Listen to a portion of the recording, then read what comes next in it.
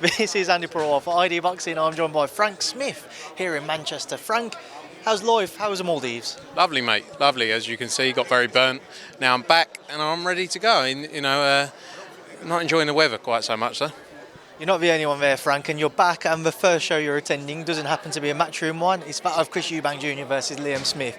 Now, just before we come on to today's weigh-in and how tense that face-off was, obviously yesterday we saw quite a few comments thrown out there on both sides, got a little personal. What did you make of it? I think because it's the first show of the year, everyone's a bit shocked, and it's nothing we haven't seen in boxing before. Is the reality. That is what we see week in, week out at press conferences. Sometimes when it gets personal, then not always ideal, but that's what. Let's cut back to that's what happens, week in, week out, and it's because it's on a big scale, So that's why it's been highlighted more than maybe. Like I say, you're at press conferences every couple of days, probably across the year. How often do you see stuff like that? So. Yeah. Frank, speaking of Eubank Jr-Smith, you've obviously got a personal relationship with the Eubank family, but you've worked alongside Liam Smith for a large part of his career. With anything that was said, from your knowledge of both guys, would he have got any underneath either of their skins? No, I think they're both quite mentally strong characters from working, spending time around Chris and working with them both. I think it's been an interesting build-up. I think they've both definitely played off against each other. Does it get under the other's skin? I don't really know, because the characters they are. But I think we're going to see a great fight, and I always think a bit of a spice adds to that, and there's a bit of added intensity when they get in the ring tomorrow night. There's a lot of intrigue as to how Eubank Jr. is going to look to approach the fight. Frank, obviously, since he's teamed up with Roy Jones Jr., we've seen him adjust and try to change his style. But speaking to Roy, he's looking for him to revert back to what we've seen previously. What does he have to do, in your eyes, to be successful? Look, I think it's going to be a great fight. I actually think it's going to be a 12-round fight. I think the two guys there, they both got no quit. Liam Smith's a real fighter, and Chris Eubank, we've all seen the chin he's got. He's a very, very tough guy. So I honestly think it's going to be a great 12-round fight. Again, when it comes to tactics, not really my world. I think Chris is the naturally bigger man. Liam's never really struggled at 154. He's coming up a weight division. But I think we're going to be in for a really entertaining fight. Frank, Junior's obviously had quite a few comments around Conor Benn in the build-up to this fight, and in his words, he should face his punishment before coming back if he's able to do so.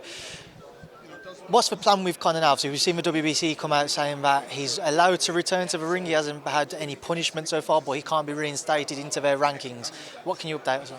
I think the important thing to say with Conor Benn is Conor Benn could have boxed a week after October 8. Like the reality, I'm not saying that's what the plan was or what he wanted to do. He could have boxed a week after that show got cancelled. He wanted to focus on clearing his name. That was the most important thing for him, because he believed in himself, and he believed his position. That is still the focus, and will continue to always be the focus. But at some point in a career of a young man or woman, or in an athlete's career, you have to make a decision to focus back on your career and the sport of boxing. So he's fully committed to clearing his name. He shared every piece of detail you can ever imagine with these people, and now it's on them. So he's now got to focus on getting back on with his career, and we'll have news soon. We know he sent a 270-page document to the WBC, Frank. So with that in mind, have the WBC given you any time frame as to when they're working in? Because it was originally stated that they was looking to get something back to you before the end of December. Yeah, look, I think the important thing is it's something that Conor's legal team are dealing with directly. They have a lot more of the discussions back and forth. Our focus is Conor Benn's boxing career. I think it's within a lot of people's interest to get this over and done with as soon as possible and get a conclusion. But at the same time, with all of the info that's been shared, there's a lot of work that needs to be done on that side to go through it. So, I can't say what the timeframes are. I don't know. It's on them. Nothing sitting with Conor Benn right now. He shared everything he needs to, and left no loose ends. We've seen Eddie's comments that he wants Conor back out in the summer at the very latest. Do you believe that Conor will return even if this case is still ongoing, or would he be determined to try and sit out until, for him, he's able to do something to clear his name? I think it gets to a point, as I say, that's the important point where you have to make a decision for the good of their boxing career, you know, and he can't, if this would drag on for 2 years, for example, he can't wait for 2 years. As I keep saying, he shared every piece of information he can to clear his name. That then is going through a process on the other end, and they're reviewing all of that documentation. The focus has got to be for Conor Benn to get back in the ring. The junior fight obviously has been well spoken about. That could still well be a possibility. Do you expect to see that towards the back end of this year? Yeah, look, that's definitely a fight we're very interested in making. It's a massive fight. I think it's quite easily in the top 2 or 3 fights in British boxing for sure that can be made right now. I think AJ Fury's a massive fight, but I honestly think Eubank against Conor Benn is a massive, massive fight. Could Eubank Jr-Benn still be made even if Liam beats him on Saturday night? I believe so. I believe that's still a massive fight to be made. Regardless of win, lose or draw. I know his focus will be completely on a win on Saturday night, but I still think that's a massive fight.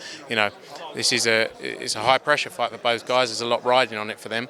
But I think for Chris more so than Liam. I think because Liam's been there, he's won the world title, he's been through he's had a number of big fights.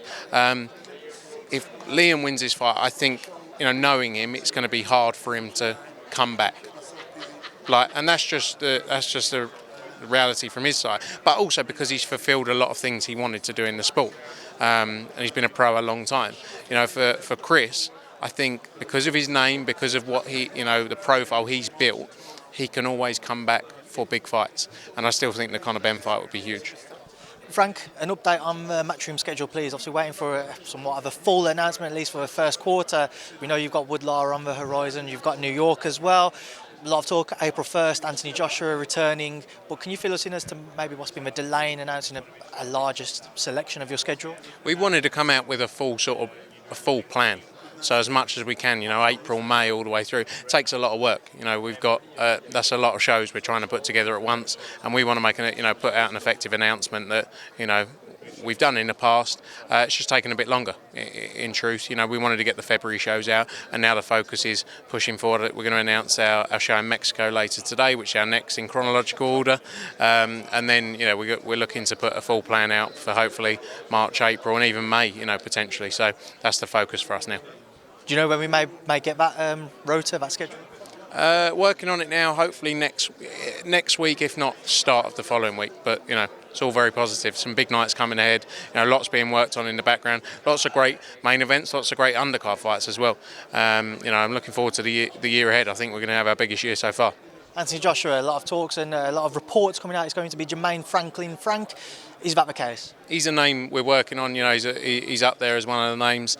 Obviously a lot of people thought he had a very close fight with Dillian Whyte. I think it's a good name for Anthony to come back with, but there's him amongst some other names as well. So let's see how things play out over the next couple of days. But it'd be good to get AJ back up and running in the ring and get him ready for a busy 2023. Just on the note of Jermaine Franklin, if it does prove to be him as everybody's reporting, say if AJ returns and he looks amazing, he stopped Jermaine Franklin. A lot of people felt Jermaine did enough to beat Dillian Whyte when they fought towards the end of last year. Does that damage or maybe put a bad note on the potential Joshua Whyte rematch if Anthony was to produce a dominant display against somebody who ran Dillian very close on points? I don't think so. I think every fight's different, and I think a fight between Anthony Joshua and Dillian Whyte just 100% delivers fireworks. Just that relationship they've had over the years, the fights they've had.